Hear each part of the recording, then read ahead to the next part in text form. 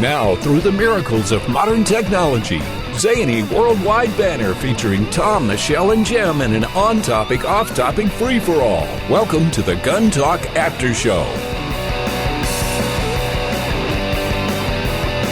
Yes, indeed. Guess what? It is the after show, because this is what we do when it's after the show.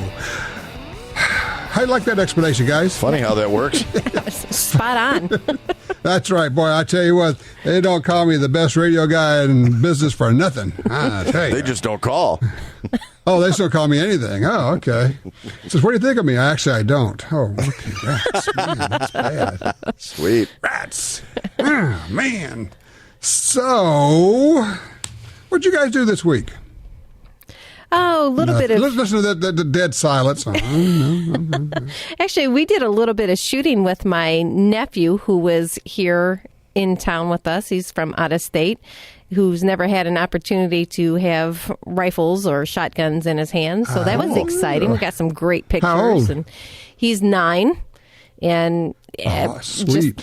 Fell in love with it. It was awesome. He'd been introduced to archery a couple of years ago, and we kind of expanded his horizons. And he thought it was pretty cool. So we did, immediate gratification targets. We had some great apples off of our trees and squash out of the garden that he was able to put some holes and blow up. So that was a great time.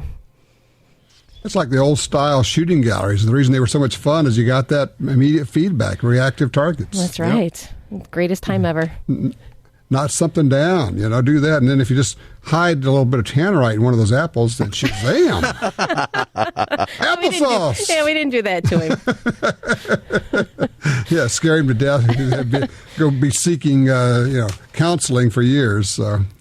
Yeah, so why did you end up in therapy? Well, it all started with an apple bomb. Yes, okay. Oh, okay. Man, tell you what, we got some callers. I'd like to give them a chance to get in here before we get to our craziness. John has called in from Huntsville, Utah on 4. Hey, John, how are you? Tom, I'm fine. How are you? Long time no calling. There you go. So what is this piece of equipment that you have? A friend of mine from Alaska gave me this shotgun reloading thing. It's a 5-station. It's not progressive. It is blue, almost a Dillon blue. It has a shot cup, a shot reservoir and a powder reservoir up top, and the load bar with bushings. All it says on it is a little sticker on the front that says NATO. And above it says reloading, and underneath equipment. And on top of the powder and shot canisters, there's a silhouette of a black bear, front paws out, and in the middle it says BAIR. You ever heard of this thing? I have not. Does it look like NATO is the brand name? I honestly don't know. There is nothing in the base, in the head, in the turret, anywhere. There's no numbers that are cast in. All there is this little glue-on sticker on the front that says NATO. Does it work? It's missing a couple of parts. I'd kind of like to refurbish it. It would work. Yeah. Michelle, got any thoughts? That was a new one on me. I've got nothing on that one. Not at all. I'll tell you what. I'll email you a picture of it. Yeah, and you can see it yourself. And unfortunately, I don't get to listen to your show anymore because if you're on time delay and we have to listen to a repeat of somebody else, but that's another story. I will send you... Wait. Go ahead, sir. I was going to say, well, you can always listen through Gundealio. Grab the app for your phone or listen through podcast. I don't have one of those phones, Tom. I'm old school. you still got the bag phone? I've got a flip phone, yes. I'm sorry. Wow, okay. Wow, you're the guy. Okay. I'm the holdout.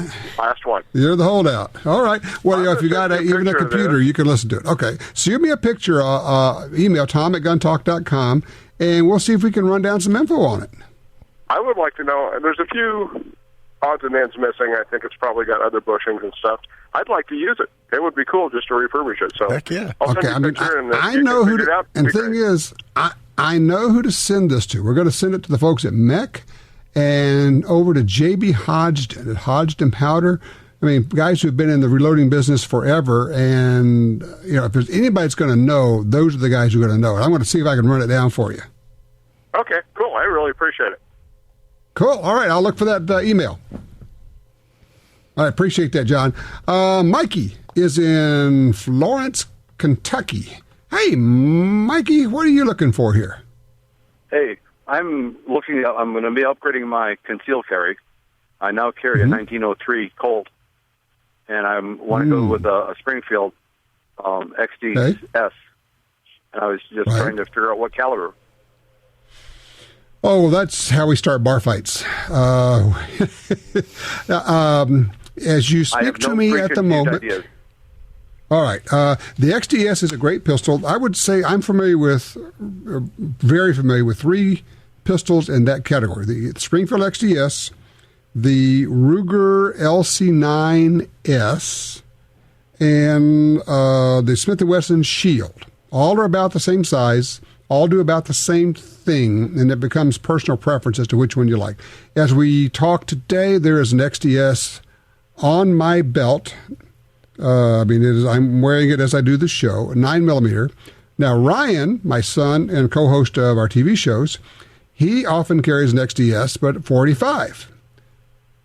I don't know. He gets one less round. I get one more round. I get 9. He gets 45.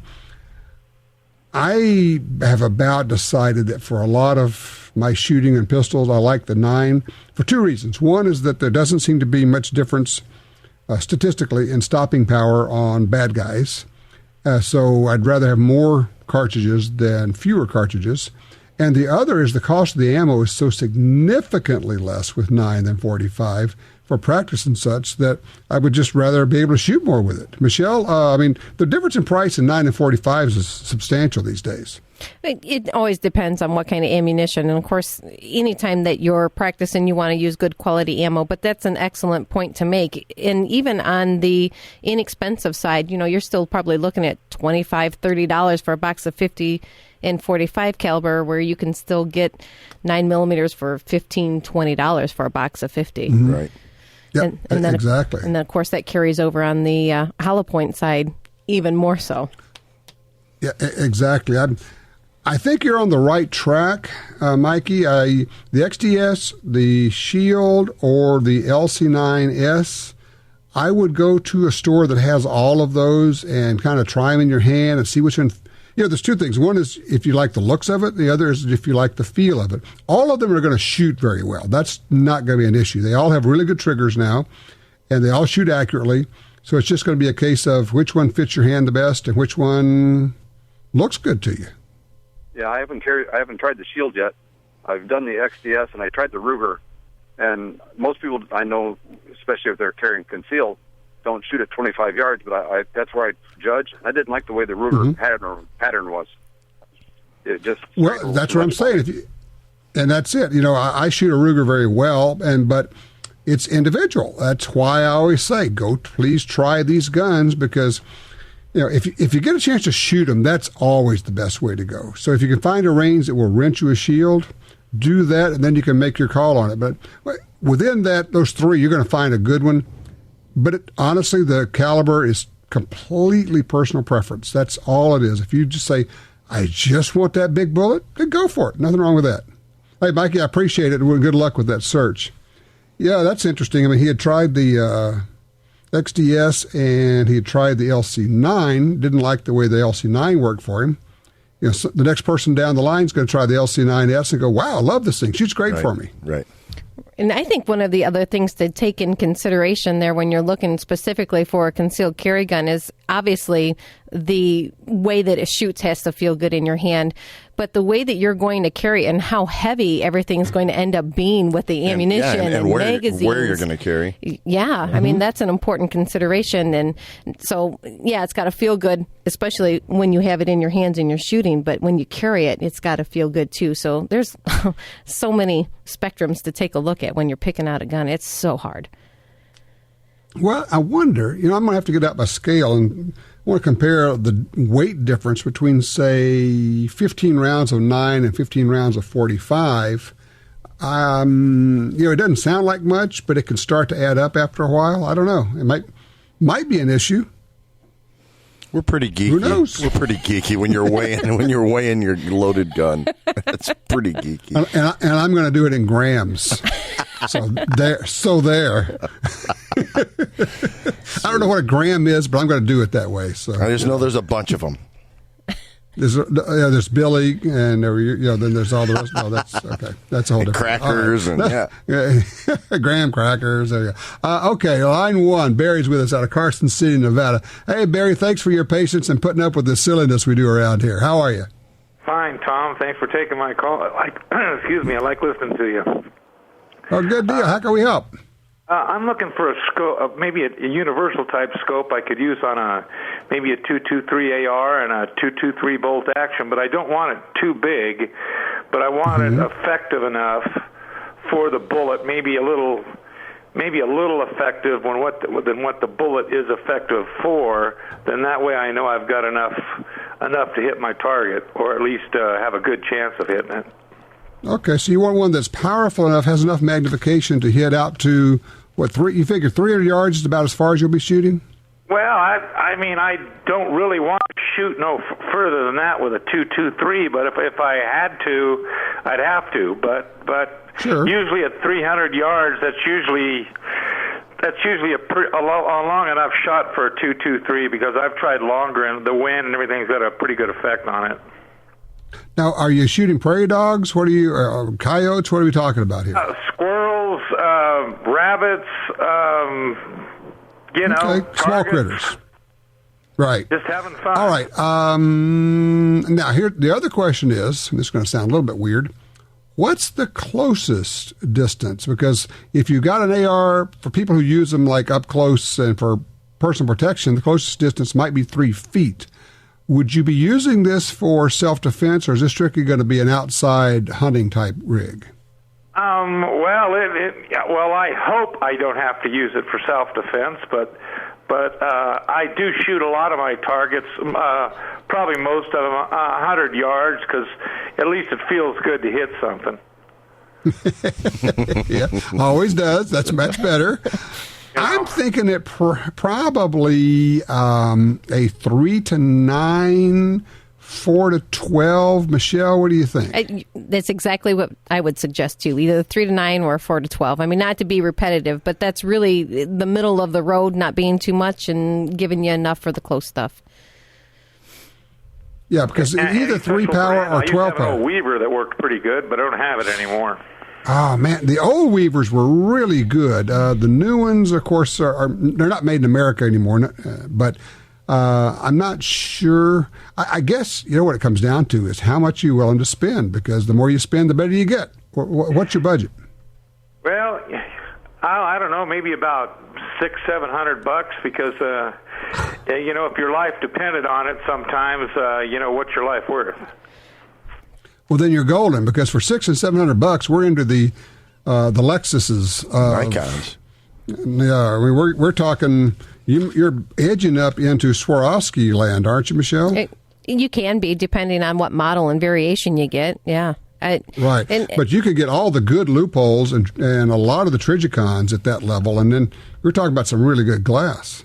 That's what I was just going to say. I wouldn't look over anything. I'd take them all out of the cabinet and spend some time looking through the glass, not just inside the store, but, taking a good look out the window or whatever you can do to get some distance on those. And you can really see the difference, parallax, etc., with those different scopes isn't going to be an issue when you're willing to pay the price to get a really good quality optic.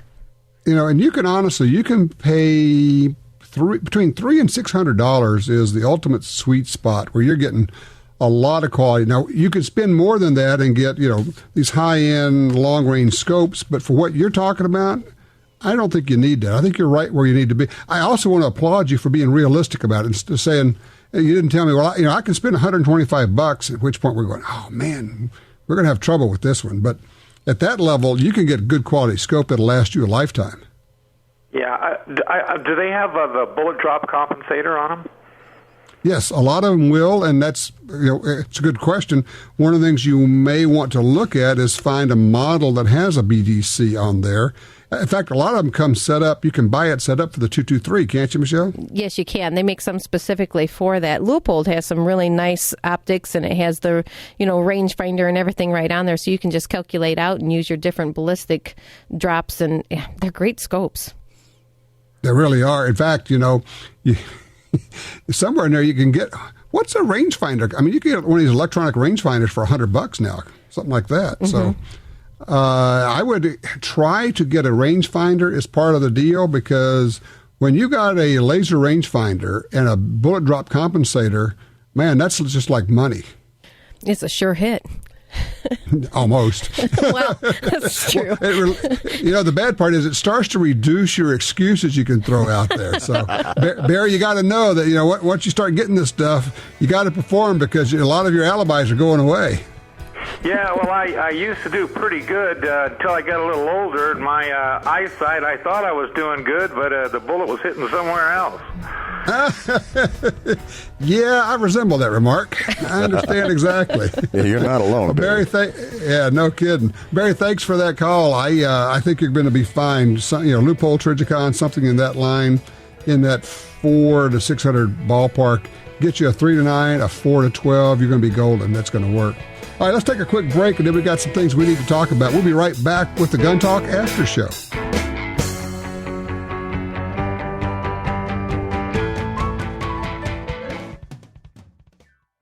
Everyone knows that dry fire practice can make you a better shooter.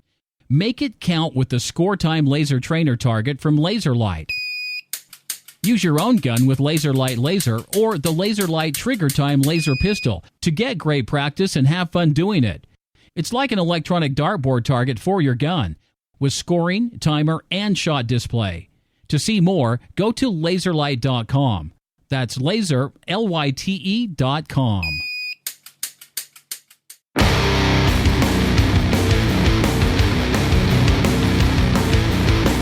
All right, we're back. It's Jim, it's Michelle, and it's Tom, and there's no one else here because we just don't have that many friends, guys. Everyone hates us. I got a question for you, Tom. Go for it. It's Tom the Answer Man. On a bullet drop compensator designed for a 223, do they pick a particular grain weight to base that off, or are there two different compensation graduations? Excelente. Great question. Yes, you need to have, depending on which scope it is and how it works, they will have a different dial.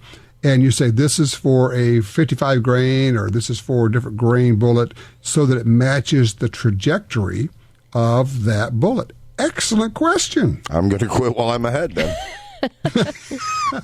Well, what was that sound? That was Jim leaving.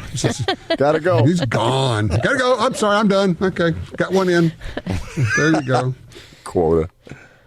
Oh, man. I got to tell you guys, we did the first-person offender. Just finished up the shooting of it this week. I'm trying to figure out how to say this. There are a lot of people who need more training. And what I've found is what we've talked about before. Once again, people who are, what was that line in Top Gun? It's about you're writing checks that your body can't cash or something like that. Yeah. There's a lot of that going on. People who think, yep, I got my concealed carry class. I got my permit.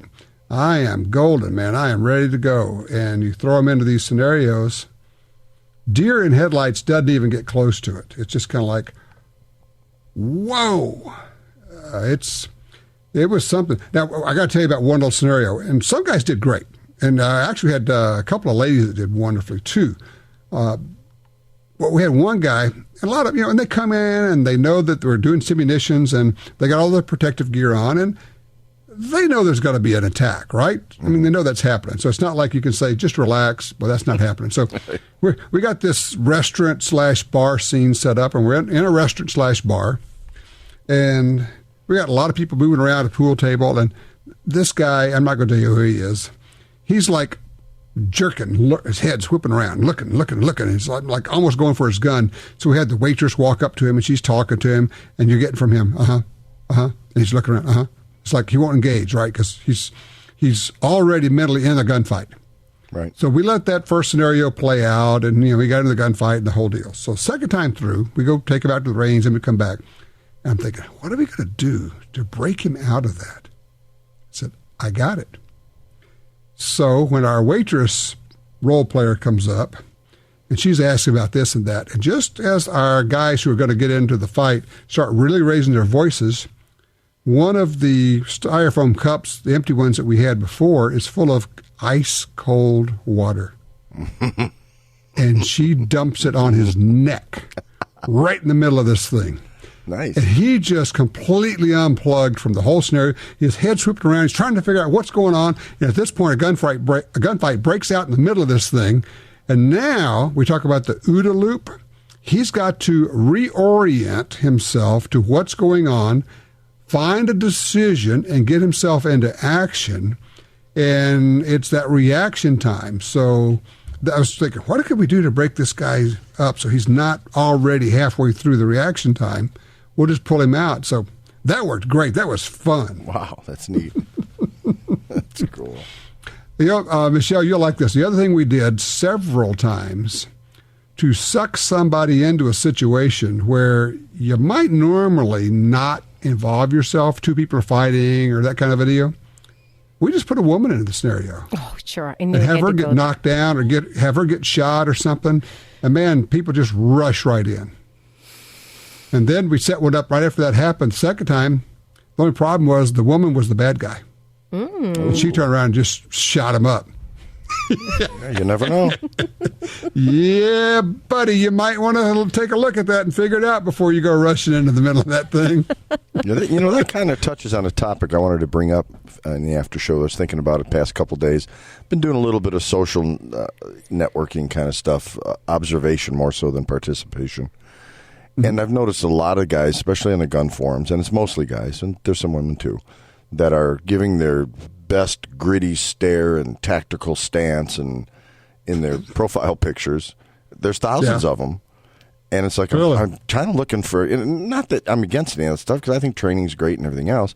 I'm just trying to, see how many, what I call normal people, just average Joes, I guess is the word, that are into guns that you would never know, as opposed, because, you're not going to be sitting in a restaurant and this guy's got his sling on and his bandana and his war paint. Well, I always do, don't you? I've seen pictures. Some people do that. The war paint, maybe, but I look like the Frito Bandito. I got my bandoliers on.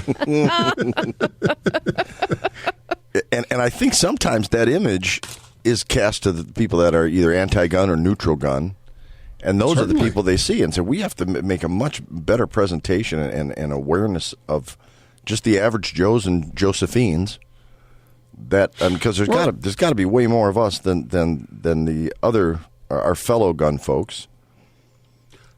Well, with 110 million gun owners, it's two things. One, that's a lot of what I originally wanted Gun Talk Radio to be, and I hope that it has been after 20 years, which is I want people to listen to regular average people like us, and I want them to come away going, well, God, it sounds like they're having fun, and they sound like just normal people and not at all what the media's told us. And the other point is, I think that's what the NRA has been doing with a lot of their programs of showing people of various ages, women and men and people of different colors and backgrounds, and saying, we're all gun owners, all of us. We're the people who live next to you, who are standing next to you in the grocery line. We're the people, we're your teachers, your doctors, your plumbers. We're everybody out there. And I think that's a great concept. It kind of goes straight to what you're talking about there, Jim. Yeah, it's just we've got to cast the image, like we've talked about it before. I bring up shooting a lot to folks, total strangers. Hey, have you ever gone target shooting or target practice? And avoid the words guns and stuff like that, just to kind of feel out test the waters a little bit, because I'm trying to be that ambassador, and my wife is, and my friends are. We're trying to build the awareness of the shooting sports and self protection, but just firearms in general. That we are. Exactly what you said. We are your neighbors. We're the guy next door. We're not necessarily the guy you see that's, a Rambo wannabe. Well, the other thing is the people who I know who are really trained up, they don't do any of that posturing at all. You would never know. when they're walking down the street. Who they are, what they can do, what they're carrying, completely. Which in itself is, in and of itself, that is a tactical advantage. Well, it absolutely is. For one thing, it gives you the option to slip out. If something's going on, you just kind of, get out. One of the things we were teaching people is like, we're teaching an ankle. All right, imagine this, an ankle carry. And you're sitting at a table in a restaurant. Somebody comes in and starts robbing the place. And what you do is you go down, you put your head down on the table, and you go, oh, man, I can't believe this is happening. The whole time your head's on the table and you're just kind of looking like you're distraught and all. Your hands are going down and actually going to your ankle, and you're getting the gun out so that you don't look threatening. You don't look like Mr. Tactical at all. You look like the scared little rabbit. But you have your gun in your hand at this point. And so it gives you options. Not looking uber tactical and all ready to fight gives you options. Yep. Yes, sir. So, yes, sir. Let's see. What did we do? We had an all-girl gunfight. That was good. Sweet. I just envisioned mud wrestling or jello wrestling or something. No. I mean, these two women were blasting away and just hosed it. It was great. It worked out. They're actually great friends personally.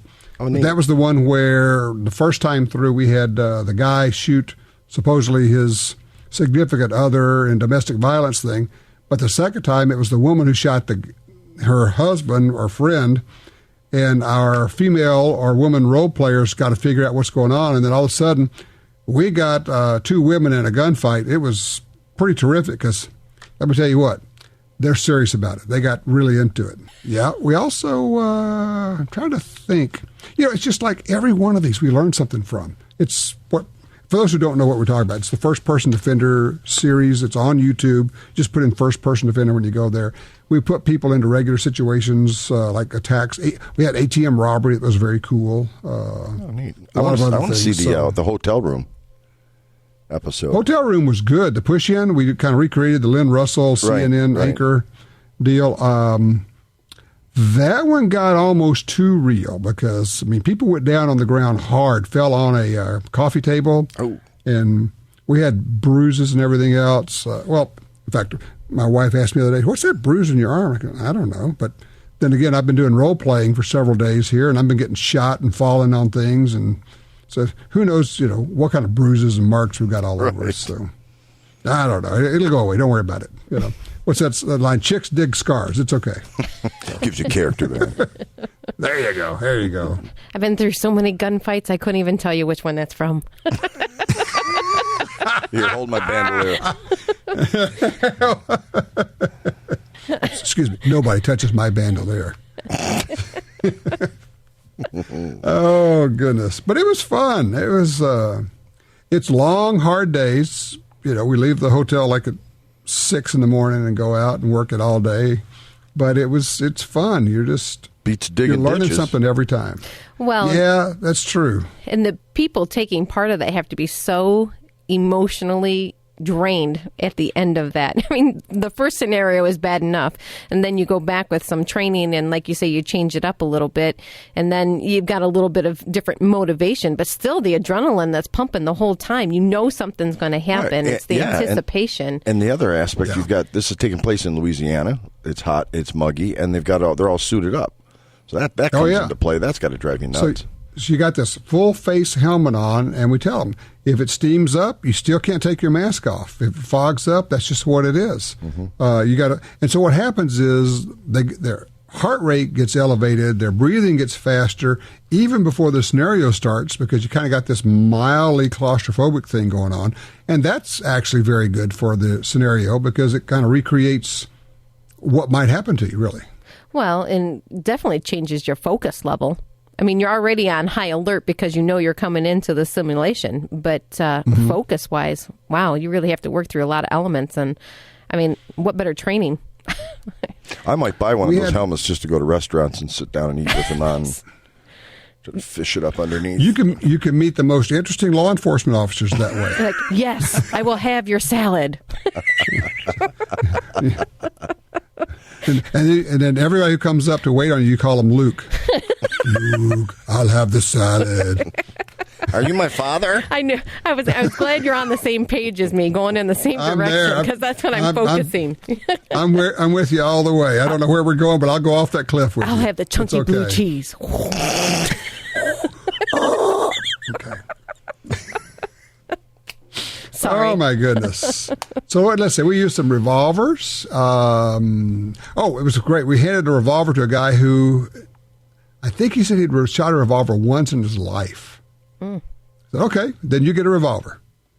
So, you better learn to run everything because you don't know what you're going to have. Yep. One of the drills we did in one of the, I don't know if it was gun sight or where it was, everybody goes and puts his gun down basically in a pile, all their handguns. And then you have to go over there and pick up one of them that's not yours and do a drill with it. So you learn how to run everything because, as they like to say, did anybody ever tell you that you're going to be using your gun in a gunfight? Stuff happens. Yep. And a lot of the Glock guys and stuff, and they're a fine gun. I have them, I carry them. But if that's all you've had, for example, and all of a sudden you grab a 1911, you're going to be going, wait a second. Can you give me a minute here? Right. What's this thing on the side? Yeah, that's called a thumb safety. Yeah. Or if you're a 1911 person and you never shot a gun that has a decocker or one of those safeties that you push up to go fire instead of down to go fire, and you're going, "What? I don't know what's going on here." You better be able to figure that stuff out. Yep.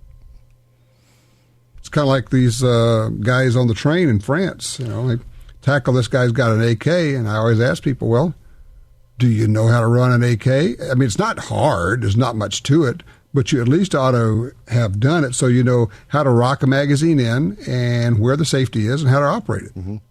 I got a question for you, Michelle. At your store, I know you can't speak for every store, but at your store in your range, can 5 guys come in and rent 10 guns and switch between them? Well, we allow so many out there at one time, but yes, okay. if depends on how many people. Like we let 2 people on a booth, so you could have potentially 5 booths amongst 10 people. It's more comfortable that way. Each one of you could have 5 firearms, and instead of actually moving the firearm amongst you, you just move your booths. But yeah, we encourage that. Because to me, that would make a lot of sense. Actually, they have 5 guns and 6 people, and they play the music, and when the music stops. Back to childhood. It's musical sidearms. But it's great chance to train. And, even when you're deciding, do I want this gun, do I want that gun? By 5-10 rounds, you know whether or not it's comfortable in your hands. Right. And then you can kind of, I thought that would be a way to kind of defray the cost a little bit. You get 3-4 buddies to go, and everybody rents a couple guns. Now you've got 12 available. Right. And, hey, I've never fired a 1911. Well, here, now you can. Right. And it's cheaper than one guy trying to go out and rent 12 guns. Well, yeah. The only concern is having that many guns out and making sure they're not swapping around, that muzzles are in the right direction. And, there's just a little bit of a safety concern with having a bunch of guys basically juggling all those guns. Well, that's why we always ask that, change your booth. Leave the firearm downrange open. There you go. So you're not handling them around. I got exactly. You. Yeah. So we always makes sense. Leave them in the booth and just advance the station that you're in or whatever you want to do. Right. And throw out your empty brass and that hollowed out cantaloupe over there. Nice. Oh, sorry. That's a callback to last week. Sorry. I barely was able to come to work this week. Oh, my. So, and why is it that Jim called you Melanie? I didn't understand that. Yeah. So sorry. Oh, man. Look. So there it is. So that's what we did this week. I got shot a bunch. It's always fun when we're like in a restaurant and there's a bunch of us saying, well, we're going to go shoot Jim today. And people are like turning around. So what? What did he ever do to you? That's right. So I need to know what the outcome of Ryan and the Ninja Monkey situation. Because Ryan was threatened. She was coming after him no matter what. Oh, yeah. Jessica is from Barnes Bullets in Remington. Yeah. Yeah, she showed up wanting to know about the monkeys. And the funny part was Matt Wilson from Ruger shows up, and he wanted to know about the ninja monkeys. I'm thinking, how did he know? Oh, he listens to the radio show. he had heard it, the whole thing. So that was the running joke all this past week was ninja monkeys. I don't know. We really do have a primate research center right next to us over here. And I don't know, I just thought of that. I thought monkeys and ninjas, and we'll just do something silly. It just took on a life of its own. It was goofy. I know that surprises you, right? Yeah, you've never done anything goofy before, have you? Never, no. So Jessica got shot up seriously. She was actually in the 2 women gunfight with Sandy from our office. They're good friends, but... let me tell you, when the shooting starts, it's every woman for herself. So that was fun stuff. When will these be available for viewing? Never. We just do them. We don't ever put them out there. Well, no. Shoot them for their own fun. Yeah. That's right. We don't actually record anything while we're doing this. No, the complete shows we're shooting for mid to late November. We shot 14 of these, so we have 14 episodes of the First Person Defender series. We like to release them all at the same time on YouTube because it's one of those binge watching things where people start and they want to go through all of them. So rather than like roll about one a week or something, that's the beauty of an online delivery. We can do it all at the same time. Sweet. All right, November, here we are. So as soon as they're really ready to go out, that's right, we'll get them out there. I guess in the meantime, I would just say, hey, you guys need to do more shooting. I need to do more shooting. We all do. I just got an email from a guy while we're doing this. He says, so can you name me the top 3 groups that you would send money to? And I'm thinking, well, there's an interesting question. For me, I'll tell you who I give money to. I don't know if they're the top 3 or anything. I give money to the Second Amendment Foundation, to the NRA, and to the NRA ILA, which those are 2 different groups. I'm not sure everybody understands that. Right. Money given to the NRA does not go to the lobbying effort. It has to go to the NRA ILA. Correct.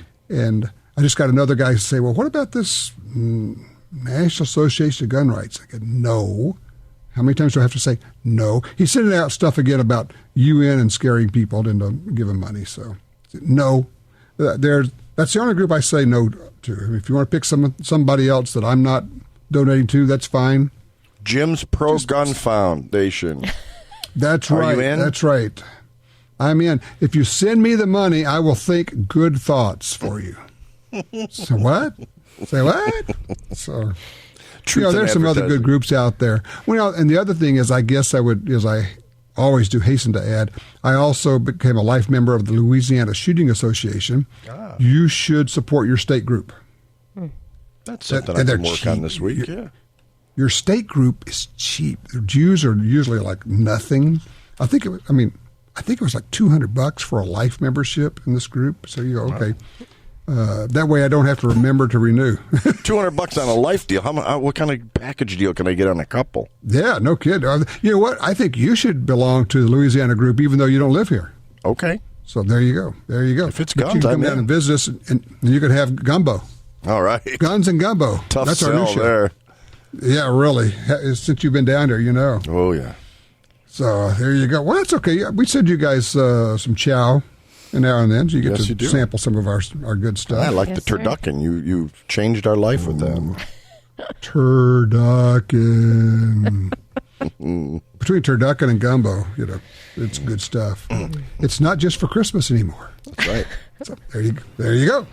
All right, I've got to go plot against ninja monkeys. So, they're there. They're always there. You never know. And I'm going to get back online trying to find women shooting women videos.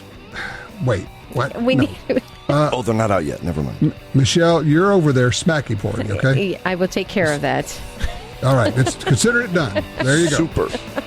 All right, you guys have a good week. Everybody have a good week, and we'll do it next week right here on Gun Talk. Be good. Bye, Tom. Tell your friends about the Gun Talk After Show, a more informal setting featuring Tom, Michelle, and Jim commenting on topics that are important to you. Available on iTunes and other podcatchers, and the Gun Dealio smartphone app for iPhone and Android.